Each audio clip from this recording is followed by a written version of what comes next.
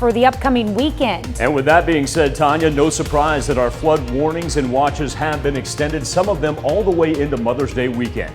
We'll have the latest from the Skywatch website. Also, the Senate gears up for a vote on abortion rights. The 4 states most watched news starts now. Well, the rain may be over, but flooding concerns still remain high and a number of roads still closed. This is KOAM News at noon. I'm Tanya Bach, topping our first 7 minutes. If you were planning a camping trip this weekend, you might want to double check that your destination is not underwater. In McDonald County, Missouri, floodwaters crept into Big Elk's floats and camping near Pineville.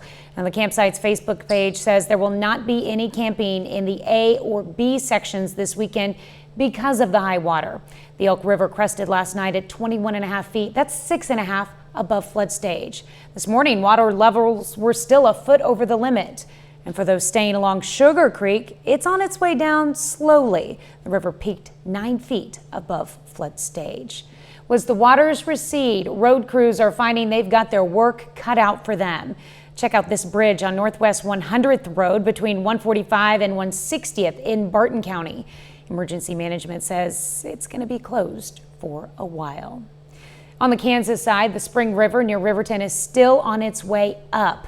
It was supposed to crest this morning, but the latest projections show it peaking around 1 a.m. tonight at 23 feet, and that's 7 feet above flood stage, which means flooding through much of the weekend. But at least the rain has stopped. Isn't that right, Michael? But Tanya, as we were talking about people looking for weekend activities, and maybe you had something pre-planned with mom, while we emphasize don't drive through flooded roads this week during the commutes, I think now we turn our attention to stay off the waterways. Yeah. It's not worth trying to brave it, folks. That water is going to be rushing through. And it doesn't matter. Pick a river, whether you want the Neosho that just had a flood warning extended, the Verdigris, Tanya was talking about the Spring, and then we've got the Osage, the Little Osage, the Marmaton, and then the Elk down in McDonald County. It's really just not worth trying to do it right now. Flood warnings in effect for our lime green. Those are flood watches that we see throughout southwest Missouri. Overcast skies. And really, if we could push off maybe about, 100 miles out to the west or down to the south, we'd get a little peak of sunshine. But for the most part, seeing as how it's been drizzle and just some light raindrops, guess we shouldn't complain too much as all of the rain now moving off east of the Mississippi and the threat of severe weather diminishing as it heads toward the Atlantic. Here we sit right now anywhere from about 59 that we see in Pittsburgh, 64 in Independence. Let's roll 61 in Joplin, 59 as well in Miami. And we're doing this with a little northerly breeze. You combo the cloud cover and the north wind. Luckily, it's just 5 to 10 miles per hour. And that does make it a little bit chillier than what we'd anticipate for our first full week of May. Hard to believe when we look at our rain numbers here in just a little bit. We haven't even accomplished an entire week of May as of yet. Work up into the 60s, but look at this, right? 2 things I want to point out. That icon right there, little afternoon, evening sun, and this icon right here for Saturday, because it's going to be a gorgeous start to our Mother's Day weekend. You got plans if you're out and about tonight, shouldn't be too bad, and don't need an umbrella. That's the key factor, and a 7-day forecast that'll show you that it's ground's nice and wet for you.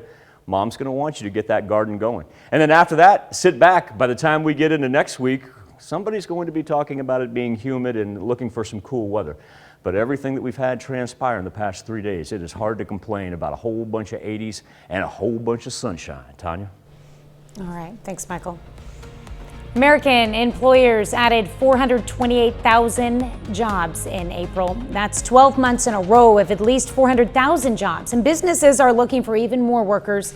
The latest data shows 11.5 million job openings. But it's not clear where the job market heads from here. The Federal Reserve is raising interest rates to slow down inflation, and there are fears that could weaken the overall economy. The leaked draft opinion published by Politico Sunday night sparked a week of protest over abortion rights. It also spurred lawmakers in both our nation's capital and state capitals to step up work on abortion-related bills. Natalie Brand has more details from Capitol Hill. Senators are heading home for the weekend to hear from constituents ahead of a planned vote next week, making abortion rights legal nationwide. In a pregnancy, I don't believe that it is the state that should intervene with its heavy hand and make the decision. If Roe versus Wade is struck down by the Supreme Court, abortion rights will be decided by individual states. I think those decisions should be made by the elected representatives of the people back in the various states. I think that's the correct answer. Republicans remain opposed to the Democratic bill, and that includes moderate Senator Susan Collins of Maine, who says she'll vote against it. Senator Collins and Alaska Republican Lisa Murkowski have proposed a more narrow bill to codify Roe, but keep protections for health providers who oppose abortion on religious grounds. We are not looking to compromise something as vital as this. States and legal experts are already anticipating what could be the next wave of legal battles. I think it brings up a lot of new questions. For instance, there are states that are trying to say, not only can we ban abortions within our state, but we're going to try to ban our residents from traveling into another state. Citing Supreme Court Justice Alito's draft opinion on Roe versus Wade, Republican state lawmakers in Louisiana advanced a bill through a House committee to criminalize abortion, classifying it as a homicide. Natalie Brandt, CBS News, Washington. The Louisiana bill, which classifies life as beginning at fertilization, still has to be voted on in the full legislature. That's a look at today's top stories and weather in our first 7 minutes. Coming up on the KOAM News at noon, the bread industry warns of a perfect storm coming, one that will trigger more sticker shock at the grocery store. And later, we're making fruity pancake muffins in the Mr. Food Test Kitchen. Americans already hit by the worst inflation in decades could face a summer surge in prices for bread and baked goods. The overall cost of groceries was up 10% in March from a year earlier. Now, bread producers are warning prices could spike 35% in the months ahead, due in part to the war in Ukraine. Scott McFarland joins us outside a grocery store in Maryland. In Baltimore, the H&S Bakery, which makes, then ships breads to grocery stores and restaurants throughout the East Coast, says it's scrambling as ingredients are increasingly in short supply. When people go to the grocery store, they see it costs more now than it did last year, 2 years ago. Have we hit the ceiling, or are we going higher? We're going higher. You're going to see another increase in July. That's going to impact another 35% increase on flour, and that's strictly related to the Ukraine-Russian war. The war has disrupted production of wheat, barley, and cooking oils in a nation considered the breadbasket of the world. Ukraine and Russia produce a quarter of the global wheat supply, but war has halted much of the production. There are still some reserves, but they're dwindling quickly. Add to that supply chain disruptions, a shortage of workers, partly fueled by the pandemic, and the increased cost of gas, driving up delivery costs. The baking industry calls it a perfect storm. So unfortunately, those costs have to get borne by consumers. And like I said, the most vulnerable in our society are going to feel that earlier than anybody else. The apricot jam? For mom and pop shops like Stella Corris's Bakery in Rockville, Maryland, it's not just flour in short supply. What has gone up in price that you've noticed? Almost everything went up. Right now, the things that went even 30% up. Ingredients up by 30%. The milk, the cream, chocolate went up too. Her bakery has survived 30 years, but she expects to raise prices in August. An anguishing decision, she says, with only a slight profit margin, with 35 employees and customers potentially unwilling to pay. In the past, my increases were many years apart. Now, I have done it twice since COVID, and probably will have to do it again, unfortunately. The industry is leaning on Washington to free up federal land for more domestic wheat production and to tap into new oil and gas supplies. At this point, about 6 to 7% of the world's wheat production comes from the U.S. In the meantime, the industry is scrambling for replacement ingredients or for wheat supplies and flour supplies from outside of Ukraine. Scott McFarland, CBS News, Bethesda, Maryland. Still to come on the KOAM News at noon, Mr. Food. What's the best thing we can do for Mom this Mother's Day? We've got the inside scoop. But first, Michael Hayslip returns with your Mother's Day weekend forecast. We'll call it a case of Mother Nature trying just to get everything out of her system before we celebrate all of you wonderful four-state mothers coming up this weekend. 60 degrees right now over 7th and Rangeline. I want to point out an interesting A little tidbit here on the Daily Almanac. Talking to my good friend Bill Vickery, who asked me this morning, he said, you know, I become a prisoner of the weather moment. It just seems like we've been inundated with rain. So actually, I looked up our annual total from last year. We're only 1 inch above where we were at this point in time compared to 2021. Now, granted, we packed in a grand total of 7 inches in the last, 6 days alone. But with that being said, got to remember, last year was very, very wet as well. Look at national watches and warnings. Let's focus in on what we've got right here in the 4 states and shift off to the east. Southeast Kansas is now where we're finding the majority of our flood warnings. Remember, in order of operations from most severe to least severe, you go warning, watch, advisory. And so while the warnings were really shifted toward southwest Missouri yesterday, now it's southeast Kansas in the flood warning. Hopefully we can downgrade that from either a warning to a watch or even an advisory like what we have over in southwest Missouri. That's that lighter green right there. That's the flood advisory. Do want to go back though as we talk about our rivers. Tanya was talking about the campgrounds being closed down in McDonald County, Elk River, swollen, all of our rivers pretty much over their banks right now. And you'll notice those last all the way until Saturday. And so if you have any weekend plans, and pick a river, any river here in the 4 states, and pretty much that's where you even see those lime green swaths that run through there. And those really aren't going to get down below flood warning stage probably until Monday. In all probability, the next time we'll be able to cancel it. In the last 12 hours alone, we talked about the Spring River overflowing. Well, look at this, right in between Joplin and Carthage where the spring runs.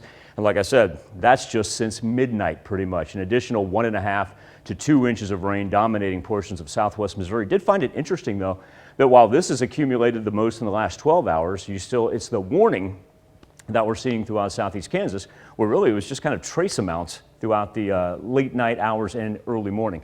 Here's a look at our cloud cover. Now the key factor is, remember, past couple of days, everything was generating out to our west, down to our south. So the fact that it remains barren and dry is a good thing, as everything will continue to shift with the jet stream to the east side of the Mississippi.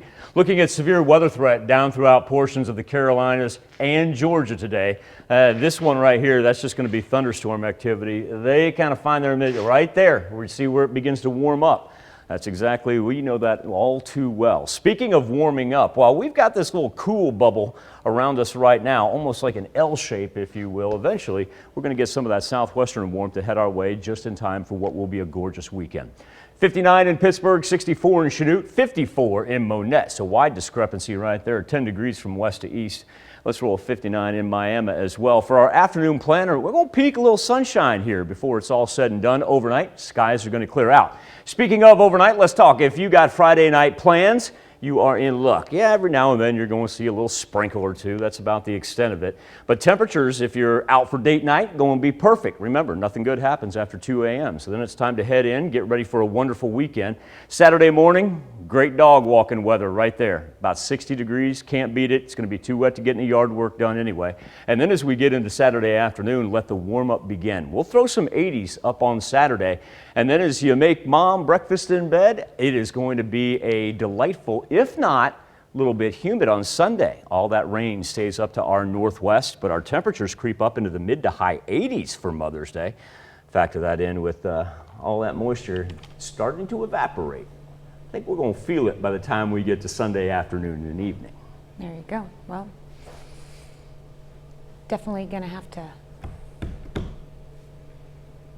do some drying out. We need it. Yeah. But look, if Mother Nature is going to feed us 7 days of sunshine. I know. We needed it. We're at her mercy. We always have to remember that. We are at her mercy. And that's why I say happy Mother's Day to all you mothers. My only thing that I'm bummed about is we're skipping the 70s. I asked for 5 days in a row of 70s. Have you said happy Mother's Day to Mother Nature? Happy birthday, Mother Nature. There you go. I'll do it on Sunday. And maybe she'll change her tone and drop the temperature just a hair. All right, thanks, Michael. We take this time to honor today's 4-state hero, Sergeant First Class Bradley Shoemaker in the U.S. Army. The soldier from Neosho, Missouri, joined the 4th Battalion, 1st Special Forces Airborne Group during the Gulf War. He served tours in Iraq, Afghanistan, Kuwait, the Philippines, Thailand, and in Korea. Sergeant Shoemaker earned a number of medals, including the Bronze Star, the Meritorious Service Medal, and the Joint Service Achievement Medal. To Bradley Shoemaker, we thank you, our 4-state hero. With Mother's Day this weekend, why not serve your mom breakfast in bed? Today, Howard shows us how to make fruity pancake muffins in the Mr. Food Test Kitchen. Hey, I want to remind you that this weekend is Mother's Day. So if you haven't had a chance to get a card or make plans for your mom or any mom in your life, we have an idea that'll make her light up. You know, for most moms, it's more meaningful that you call or be with her on Sunday than anything else. And rather than getting her some gift just to get her something, what do you say I show you how to whip up a special breakfast that's filled with TLC? All we do is mix together a good amount of pancake mix with a couple of eggs, milk, club soda, and vegetable oil. You see, the bubbles in the club soda will make this light and fluffy. Now we pour this into muffin cups and top each with some fresh fruit. Here we're using blueberries in some and cut up apples in others. Once they're filled, we pop them in the oven and bake them for 25 minutes or until they pass the toothpick test. When they're done, we top them with some pancake syrup to make them even more to die for. So here's what I suggest. Go online and get the recipe for our fruity pancake muffins so you'll be able to treat mom extra special this Sunday. And while you're making them, don't forget to add in your own TLC. That's tender loving care. I'm Howard in the Mr. Food Test Kitchen, where today we found a very special way for you to say, ooh, it's so good. Happy Mother's Day. We can find this recipe along with a lot more good food from the Mr. Food Test Kitchen online. Just go to our website at koamnewsnow.com. Here's a look at our 4-state market prices.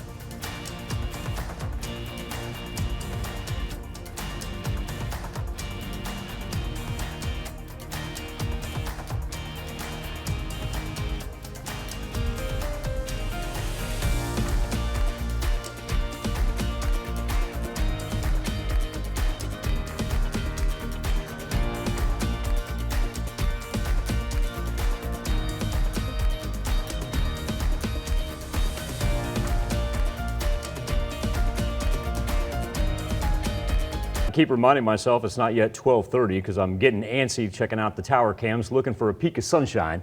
That will happen later this afternoon. Highs in the mid-60s. Warm weekend, 80 on Saturday, 86 on Sunday for Mother's Day. Tanya and Dow, I moved down here at a very young age, and I like to take this time to say thank you to my second moms that I have here in the 4 states, namely Shelley Saporito, Cindy Davis, and Debbie Allman. You guys have meant the world to me.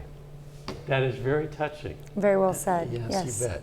All right, what do we have coming up tonight at 5? Well, at 5, we're going to have the latest flooding conditions across the 4 states and how that could affect your weekend plans. Plus, speaking of the weekend, Sunday, of course, is Mother's Day. We're going to meet a Brooklyn mom who's raising awareness for perinatal depression with a new treatment that uses bright light therapy. And nurses are at the heart of healthcare, and Joplin's Freeman Hospital is celebrating all they do during National Nurses Week. We're going to take you to a pancake feast in their honor. If you join us for those stories, a lot more, of course, KOAM News at 5. All right, thank you, Dow. Thanks for joining us for KOAM News at noon. Do something special for your mother this weekend. We'll see you right back here at 5 o'clock.